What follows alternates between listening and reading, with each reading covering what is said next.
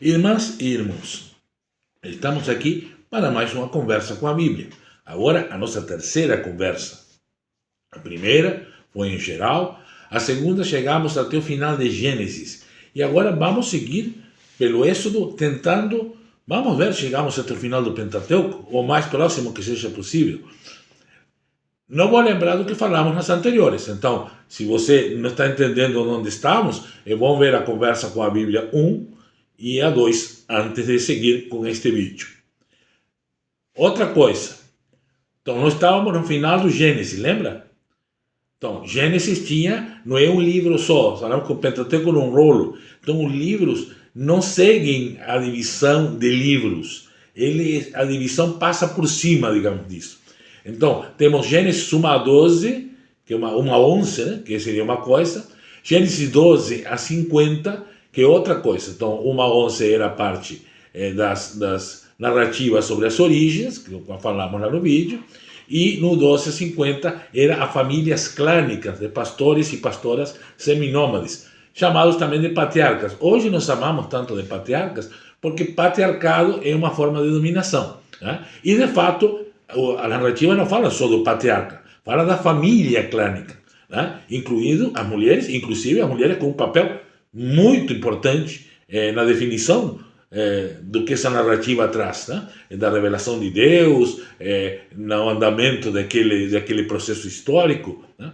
Mas, o que acontece? No final de Gênesis, começa a novela de José.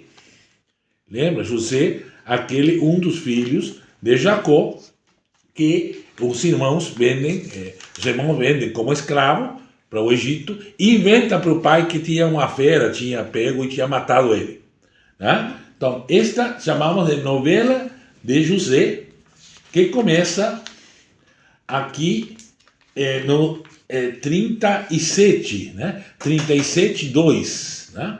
A história, aqui nesta versão da Bíblia de Jerusalém, diz a história de José, né? E por que chamamos de novela de José?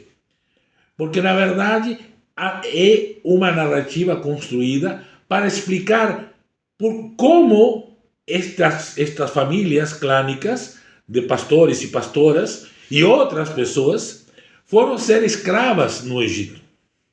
Porque uma coisa que se sabia era que quando havia fome, como de fato acontece aqui, e lembra que falamos lá de Gênesis 12, quando Abraão e Sara, né, também numa fome, vão para o Egito e Sara é sequestrada, no paralelo com a serpente lá do segundo relato da criação. Então, aqui de novo, há uma fome, né? Primeiro acontece isto, uma inveja entre os irmãos, né? Que é uma maneira de dar um marco dramático à novela, né? E aí essa briga entre os irmãos, inveja do irmão mais novo, que o pai amava muito, eles tramam esta traição ao irmão e ao pai também, e inventam que ele morreu e o vendem como escravo no Egito. E tudo isso para chegar a um ponto onde esta pessoa, que inicialmente foi como escravo no Egito, se torna um grande administrador do Império Egípcio, em um momento de grande carestia, né? Aí vem os sonhos de José, né? Que através desses sonhos, então, ele vai a maneira de mostrar como Deus, né, vai trabalhando para que José consiga sair da condição de escravo. Você vê que não saiu da condição de escravo completamente, porque esse administrador ainda era escravo, né? Mas de um escravo, digamos assim, que era descartado, de um escravo sem nenhuma dignidade humana, a um escravo que tinha uma função muito importante, que era administrar. Havia escravos, eunucos inclusive, que faziam esse tipo de administração. Nem todo escravo era pobre no sentido, mas não podia ter uma família, não podia ter descendentes, enfim, havia estes problemas com os escravos. Aconteceu? Será que houve esse administrador no Egito? Dizem que sim. Há algumas narrativas que houve um administrador do Egito muito parecido com o que se diz sobre José, né?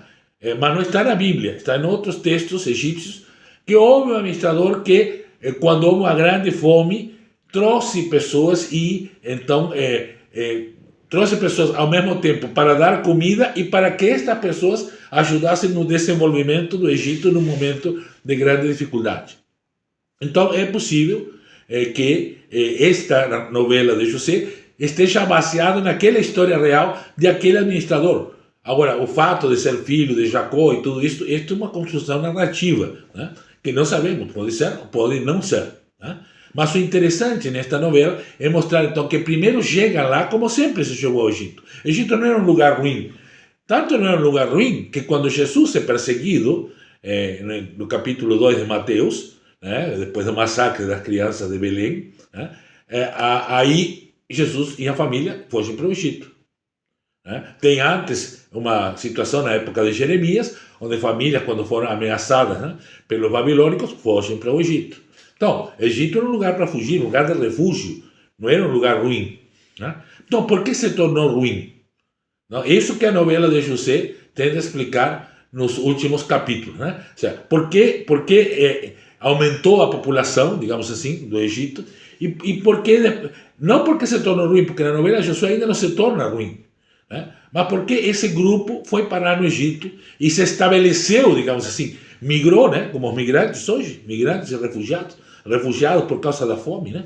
Refugiados climáticos que temos hoje, né? Então, se refugiaram no Egito. Então, veja, a Bíblia é uma história de refugiados e de migrantes. Então, ninguém que lê a Bíblia pode ser contra migrantes e refugiados, de jeito nenhum, né? Tem que ser a favor, porque essa é a história bíblica também, né?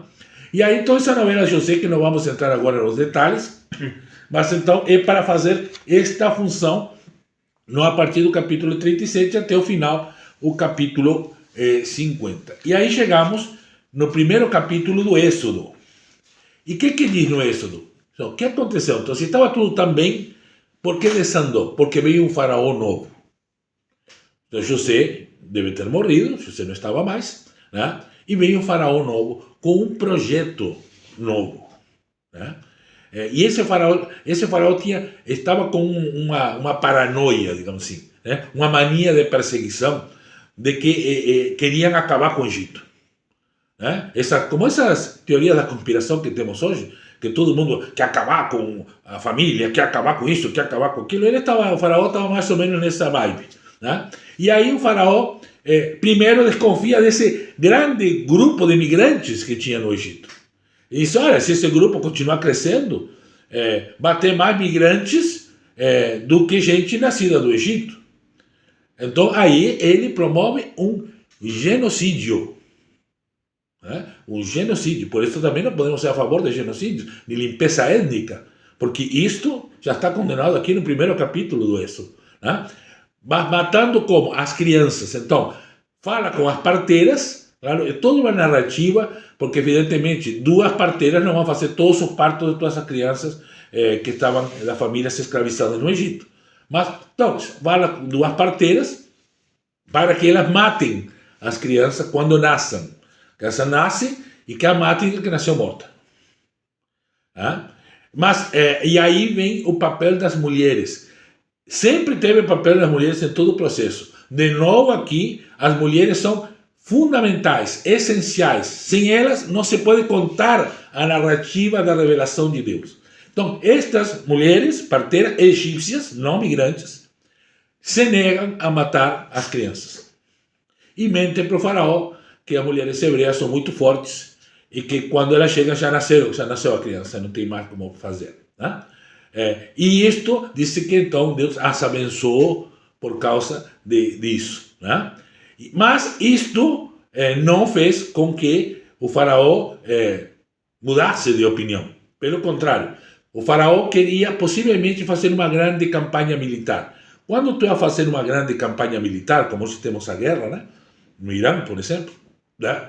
A campanha militar dos Estados Unidos e Israel contra o Irã, né? Tu precisa de muito dinheiro, muita comida.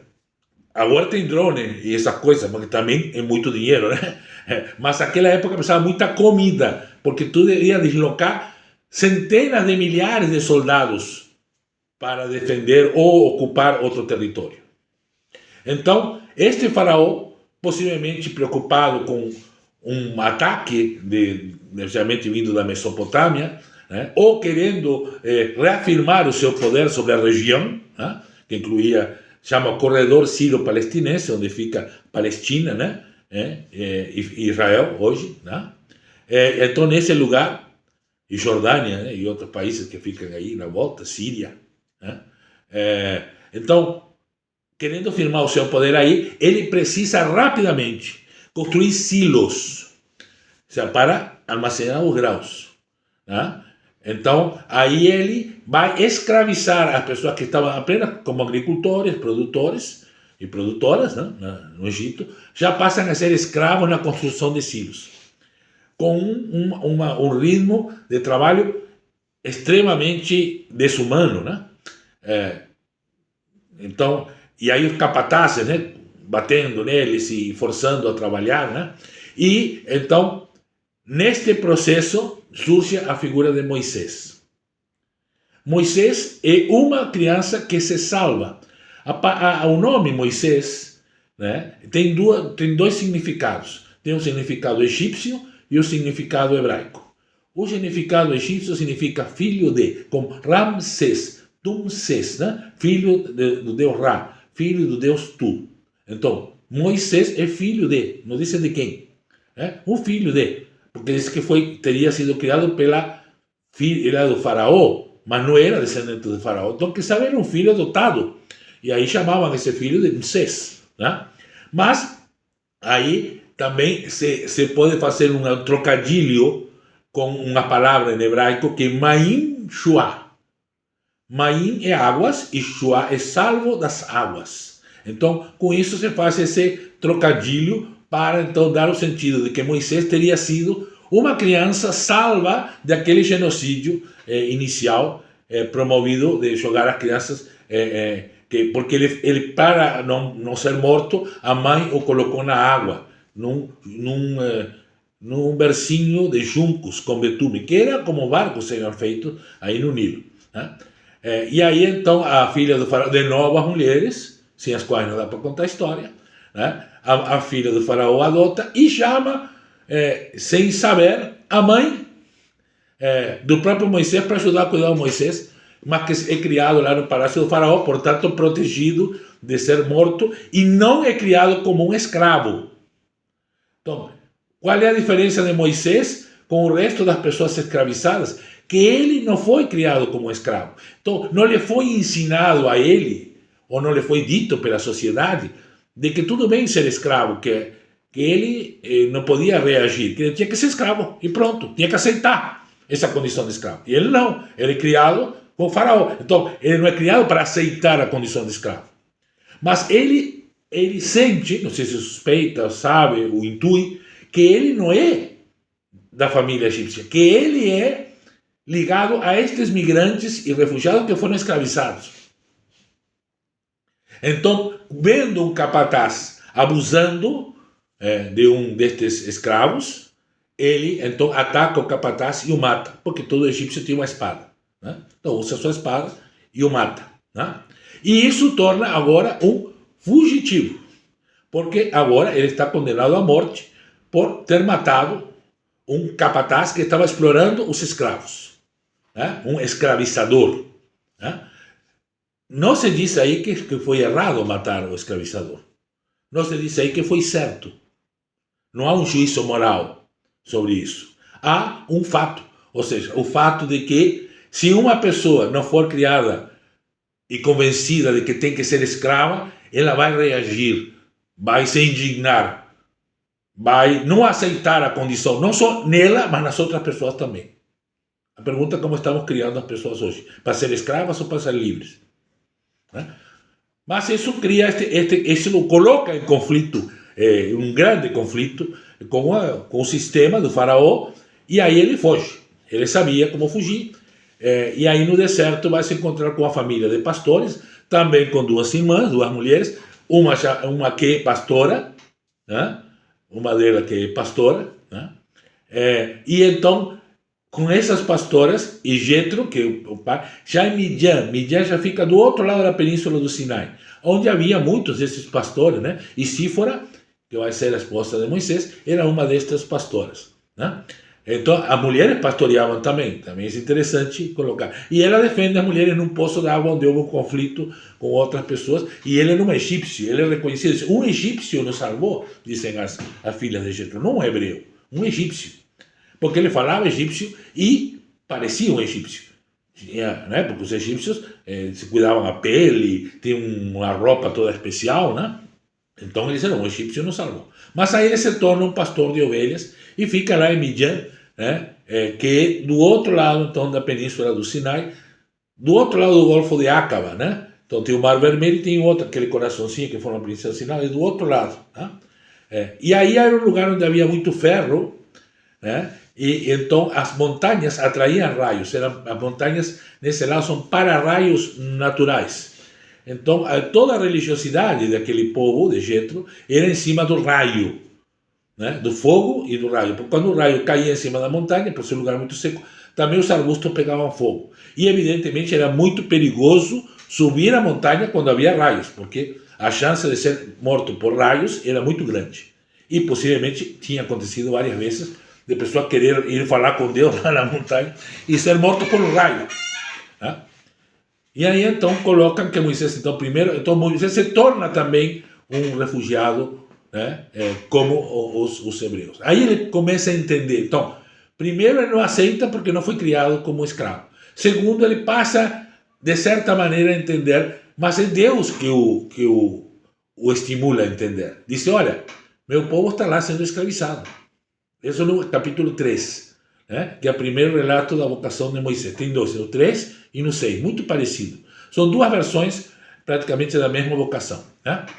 Mas no 3 é onde está a versão mais digamos assim, mais suculenta, né? Onde aí Moisés então é desafiado a ver Deus num arbusto que não queima. Né? Então um Deus que tem fogo, mas que não queima. É um fogo amigo. Não um fogo amigo, como se diz na guerra, que é o que mata os próprios soldados. Um fogo protetor. Né? Como quando fazemos uma fogueira. Né? Aí queima. Mas a gente se sente bem na fogueira. Né? Só que ele, em um primeiro momento, se sentiu muito assustado, porque era um lugar sagrado e a presença de Deus significaria, no entendimento teológico da época, a sua própria morte. Mas Deus não mata, dialoga com ele, então um Deus que é fogo, mas não mata, o fogo protetor, que conversa com ele, né? E que o desafia, então, a fazer um processo libertador, onde ele mesmo diz que não tem condições. Isso é comum da vocação profética. Né? Então, esta narrativa do 3 e do 6 são narrativas que vêm da tradição dos profetas. Geralmente os profetas e as profetisas, quando são chamadas, entendem que não tem condições. Né? Mas mesmo assim Deus a chama. Né? Aquela frase que todo mundo conhece, Deus não chama as pessoas capacitadas, mas capacita as que chama ou as escolhidas. Né? Então esse mais ou menos é o caminho. Né? E aí então Moisés disse, eis-me aqui, né? Envia-me a mim, né? Que é o mesmo final do capítulo 6 de Isaías, quando tem a vocação profética de Isaías. Então, realmente esta narrativa foi feita por círculos proféticos que entenderam a vocação de Moisés como uma vocação profética, tanto que ele vai, em Deuteronômio, depois em outro livro, ser colocado como modelo do profetismo. Mas depois vamos falar disso quando cheguemos lá em Deuteronômio. No capítulo 6 é mais ou menos a mesma coisa, e acontece que quando Moisés assume essa vocação e volta, primeiro não é reconhecido como aquele que foi condenado à morte. Isso é interessante, né? Então, de repente, aquela narrativa inicial da condenação à morte foi uma narrativa para colocar Moisés naquela condição. Mas não historicamente direta. Porque quando volta, diz, tu quando é morto, vão te matar, tu não é o cara que fugiu. Então, como que não reconhece? Né? Porque, então, quando volta, já não é mais o egípcio, o escravo que foi criado como não escravo e se revoltou contra a escravidão, mas agora é um pastor que, como outros pastores e pastoras, chega para buscar refúgio no Egito. Né? Mas este faz uma coisa que não é comum dos pastores, né? Que é reclamar da opressão do povo. E quando Moisés organiza o sindicato lá, né? Organiza o grupo de trabalhadores e trabalhadoras para dizer que não dá mais para trabalhar nessas condições, né? E que tem um Deus, porque naquela época tudo se explica com um Deus ou uma deusa. Não existe nenhuma possibilidade de algo sem Deus. Então, o sindicato dos hebreus, que significa, né, Habirus, ou trabalhadores escravizados, né, tem o Deus dos hebreus, que aparece lá no capítulo 3, né, que é o mesmo Deus dos pais, o Deus de Abraão, de Isaac e de Jacó, que agora, por causa dessa situação, se tornou Deus dos hebreus, ou seja, das pessoas escravizadas. E em nome desse Deus, ele vai lá reivindicar o faraó condições de trabalho melhores e, mais do que isso, que saíssem dessa condição, que não continuassem mais trabalhando nessa condição, e para isso deveriam ir até o deserto sacrificar ao seu Deus. Verdade? Não, mentira. Ele estava planejando a fuga mesmo, né? Mas diz para o faraó um início de negociação.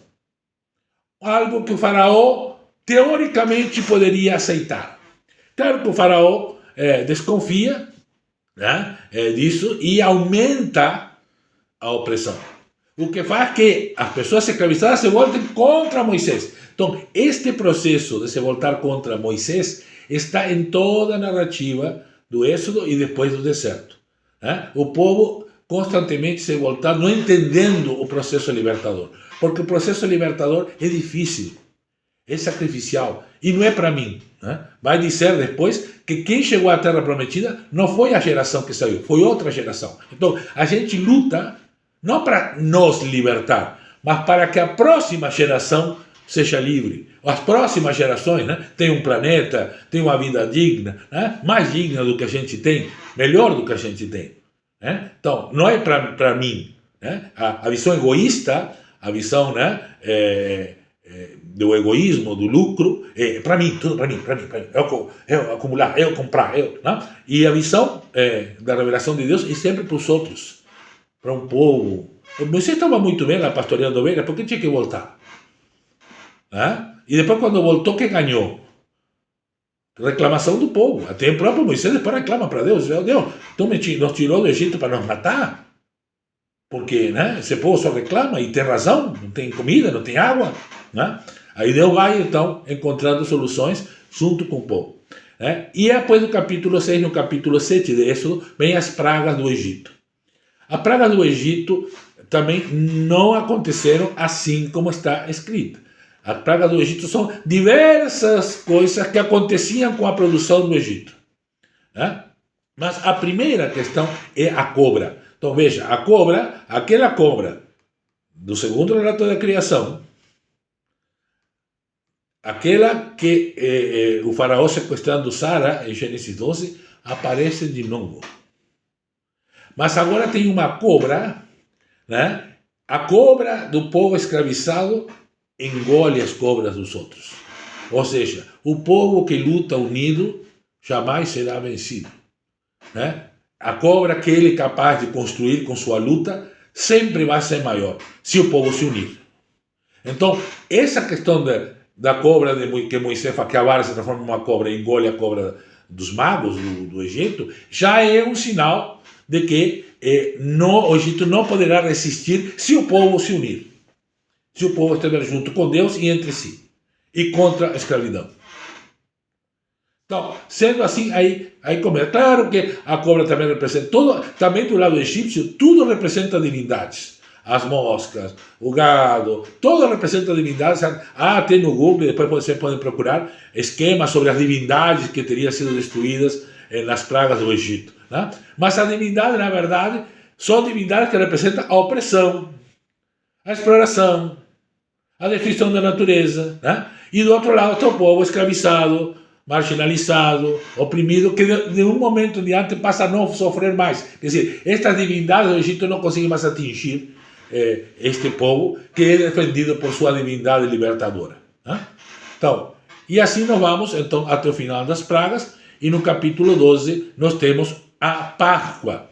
A Páscoa, então, que é o momento final dessa organização.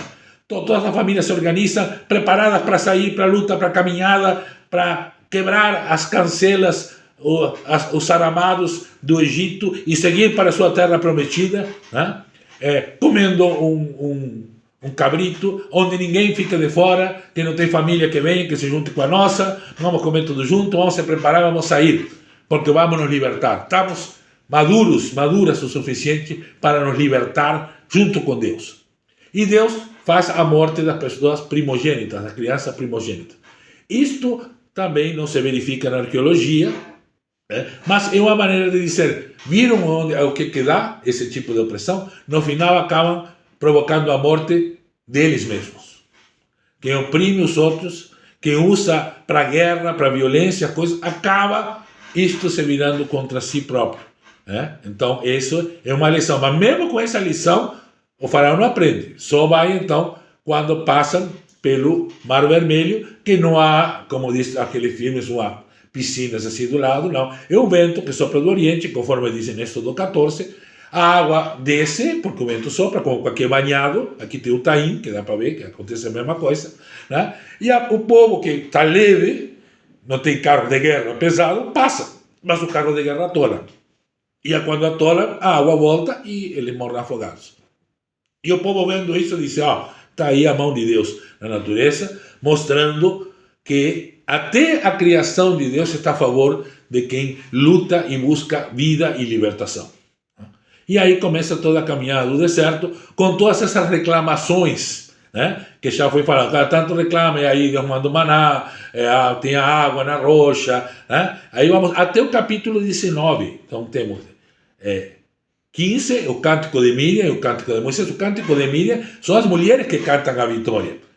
E o Cântico de Moisés é uma cópia do Cântico de Miriam. Se pegar o primeiro versículo do Cântico de Moisés e o primeiro do Cântico de Miriam, então, no 15, no início do 15 e no final do 15, de Êxodo 15, eles são iguais. Né? Então, na verdade, mas as mulheres tocam com pandeiro e dançam, os homens não. Então, quer dizer, quem compôs esse canto, de novo, foram as mulheres, sem os quais nem da vitória não dá para falar. Né? E aí os homens começam a cantar com eles e continuam cantando outras coisas. Né?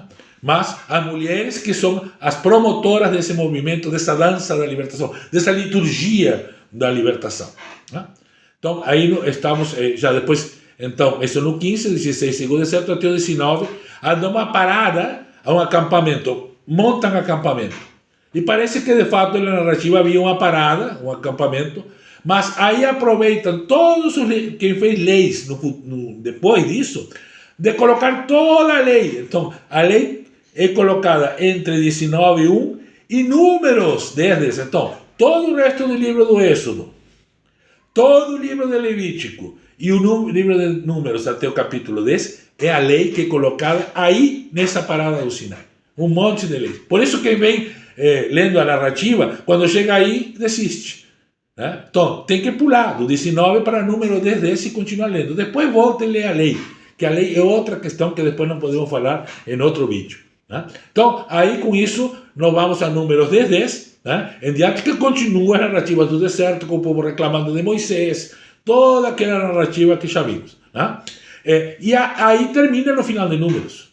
O que é Deuteronômio? É uma reedição da lei em outra época. E aí é lei. Então, para o próximo vídeo, vamos falar da lei que foi colocada entre Êxodo 19 e Número 10 e no livro de Deuteronômio, ou a segunda lei. Até o próximo vídeo.